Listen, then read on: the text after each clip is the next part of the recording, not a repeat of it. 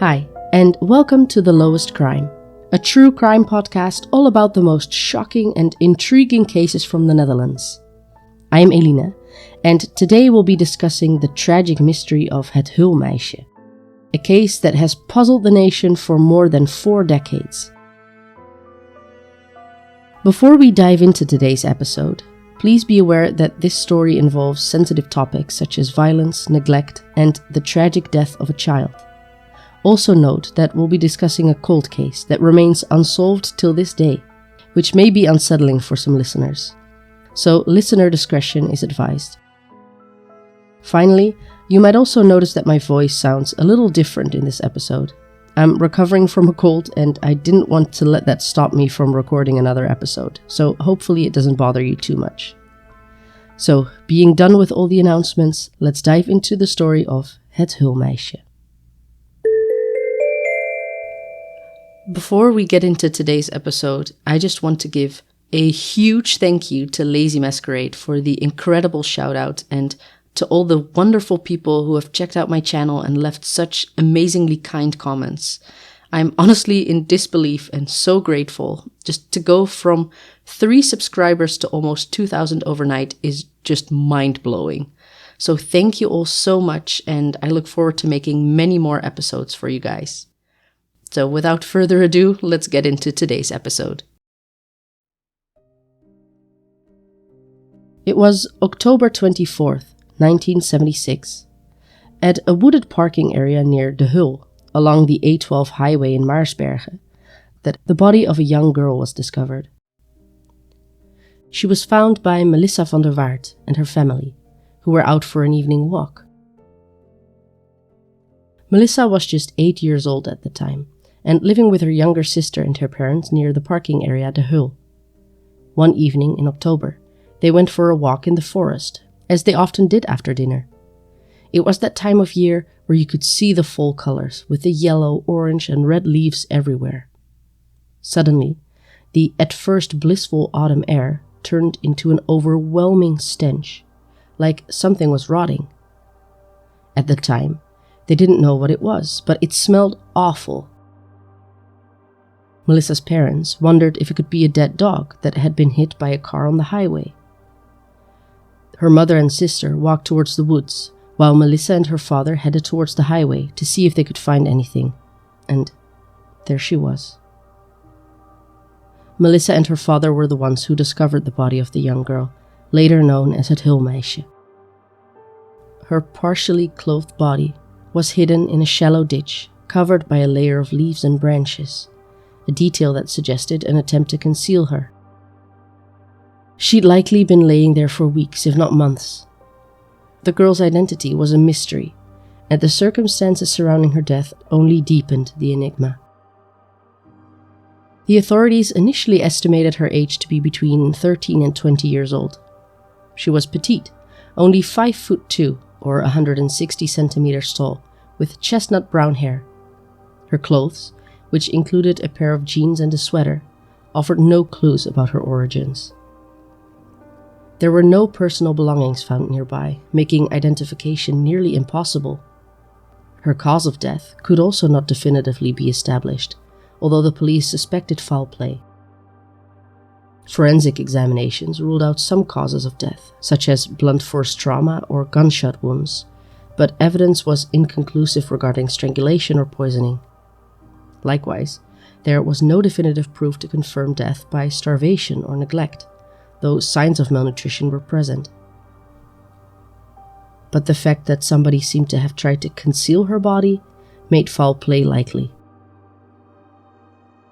Early investigations focused on identifying the girl. Dutch authorities circulated sketches of her and descriptions of her clothing, hoping someone might recognize her.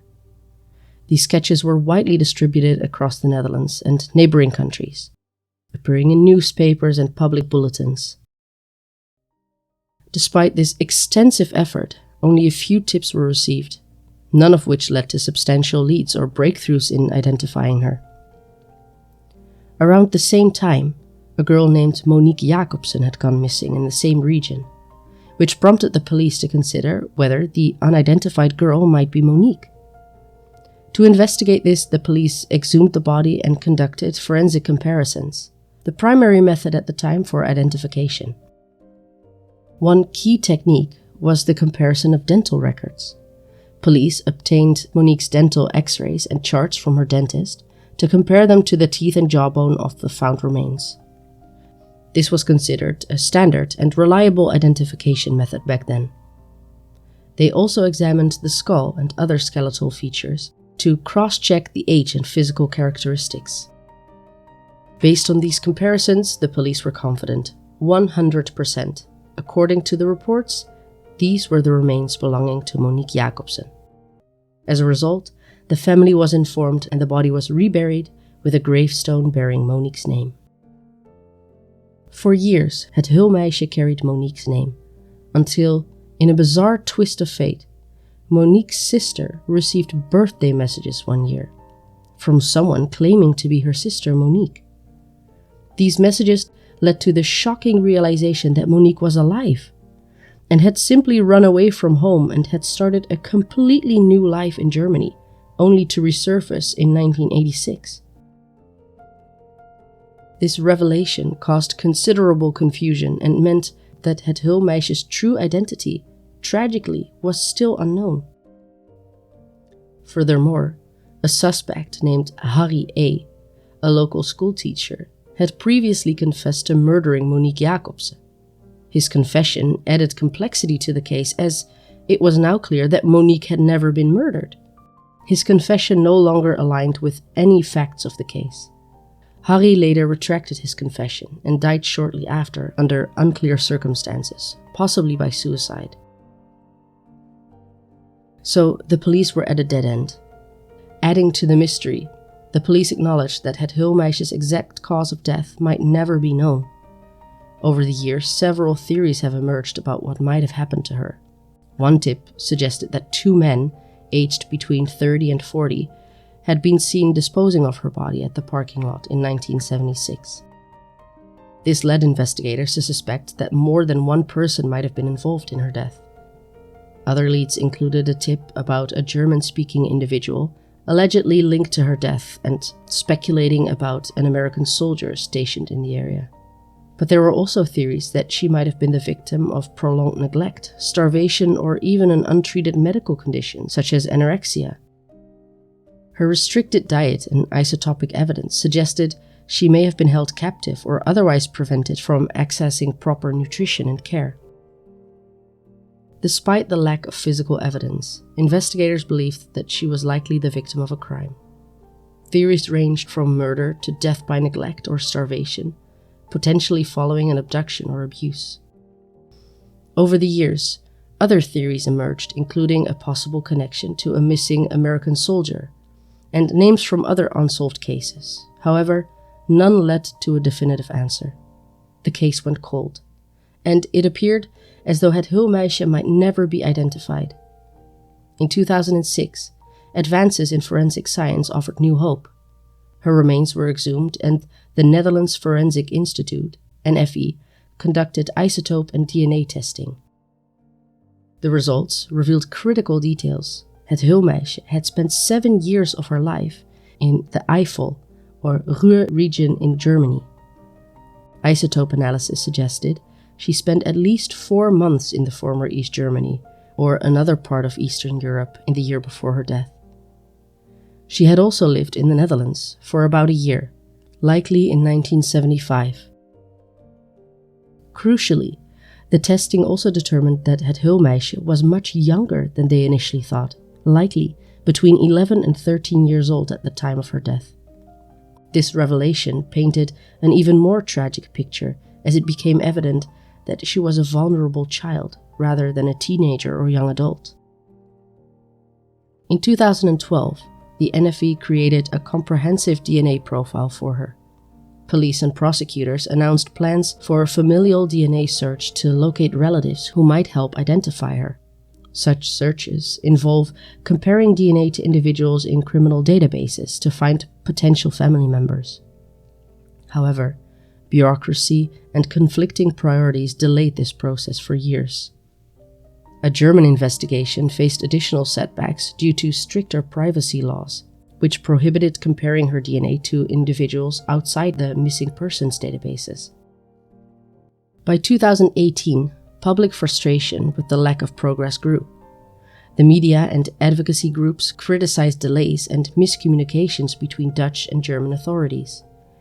It wasn't until August 2023, 9 years after the DNA profile was created, that the Dutch courts finally approved a familial DNA search in the criminal databases.